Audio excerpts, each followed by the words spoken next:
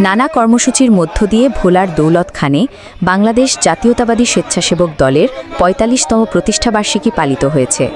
২০ August বুধবার উপজেলা স্বেচ্ছাসেবক দলের আয়োজনে দিবসটি উপলক্ষে জাতীয় ও দলীয় পতাকা উত্তোলনের শেষে বিএনপির দলীয় কার্যালয়ে কেক কাটা হয়। পরে বিএনপির কার্যালয়ের সামনে থেকে একটি বর্ণাঢ্য শোভাযাত্রা বের করে পৌর শহরে প্রদক্ষিণ করে। এরপর বিভিন্ন স্থানে পরিষ্কার পরিচ্ছন্নতা শেষে বৃক্ষরোপণ কর্মসূচি পালন করা হয়। এ সময় উপস্থিত ছিলেন কেন্দ্রীয় স্বেচ্ছাসেবক দলের সহসভাপতি রফিকুল ইসলাম রফিক, যুগ্ম সম্পাদক মোহাম্মদ উল্লাহ চৌধুরী, উপজেলা স্বেচ্ছাসেবক দলের আহ্বায়ক মহসিন রাশেদ, সদস্য সচিব মাঝারুল ইসলাম, পৌর স্বেচ্ছাসেবক দলের আহ্বায়ক মুসলেউদ্দিন, সদস্য সচিব মোহাম্মদ জামাল সহ উপজেলা ও পৌরসভা নেতৃবৃন্দ উপস্থিত ছিলেন।